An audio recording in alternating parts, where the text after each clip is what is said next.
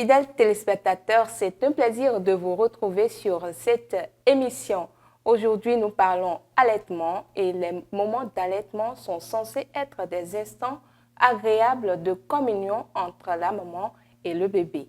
Pour que cela soit possible, il faudrait connaître les bonnes techniques d'allaitement pour permettre à la maman et au bébé de profiter au maximum de cet instant. Pour ce faire, nous sommes avec Madame Doreliane Seledji. Elle est spécialiste des questions d'alimentation, elle est nutritionniste, diététiste et sage-femme au CHUD du Borgou. Bonjour Madame. Bonjour Blandine. Et comment allez-vous? Je vais bien. Et vous? Ça va très bien. Quelles sont les bonnes techniques à adopter par une maman pour allaiter son bébé? Merci Blandine. Pour un bon allaitement, pour que l'enfant puisse vraiment bénéficier de l'allaitement, il faudrait que la maman adopte une bonne position. Et l'enfant aussi.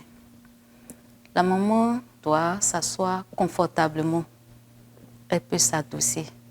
Lorsqu'elle est assise, elle doit être vraiment à l'aise, détendue. Et elle garde son bébé. Et le visage du bébé doit faire face au sein. Et la tête du bébé doit être dans l'axe du corps. Et le menton touche en premier le sein. Elle prend l'autre main, elle garde le sein. Les 4 doigts en bas, le pouce au-dessus du sein. Elle passe le mamelon sur les lèvres pour caresser les lèvres de l'enfant. Elle attend que l'enfant ouvre grandement la bouche et l'enfant saisit le mamelon et une bonne partie de l'aréole. L'aréole, c'est la partie noire qui entoure le mamelon. Et là, les lèvres de l'enfant doivent être retroussées vers l'extérieur. Et la maman observe son bébé et elle ressent les mouvements de succion. Et elle doit entendre aussi des cris de déglutition. Et lors de l'allaitement, si l'enfant saisit le mamelon seul, le mamelon de la mère va faire de la plaie. Et non seulement ça, l'enfant ne pourra pas avoir assez de lait. L'enfant va téter, mais l'enfant va tout le temps pleurer, l'enfant ne va pas bien grandir.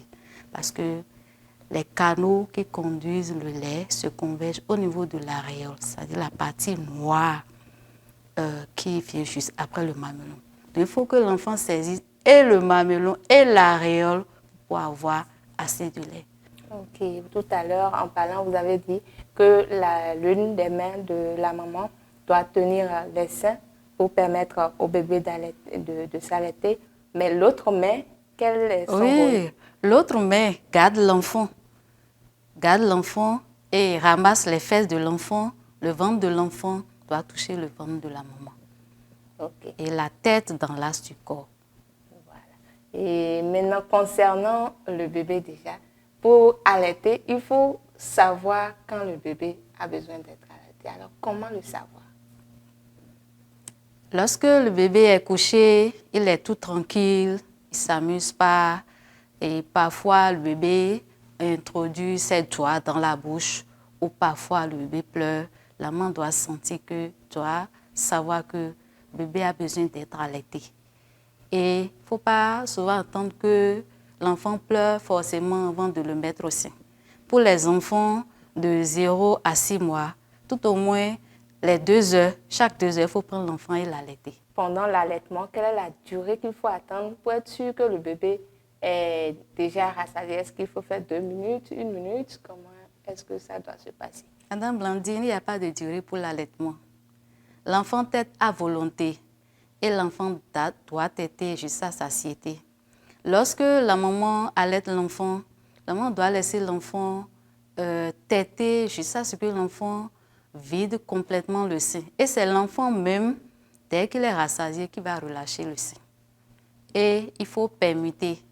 Lorsque le premier sein est vidé, et il faut positionner l'enfant au niveau du second sein pour qu'il vide le second sein. La maman ne doit pas arracher le sein à l'enfant.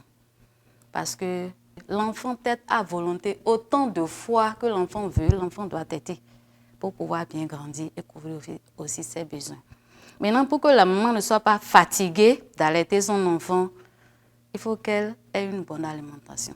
Elle mange bien et elle s'organise aussi en conséquence pour se rendre disponible à son enfant. Je crois que si elle adopte également les bonnes positions pour allaiter le bébé, elle ne devrait pas être fatiguée ni avoir des douleurs au sein par rapport à l'allaitement de son bébé. Tout à fait.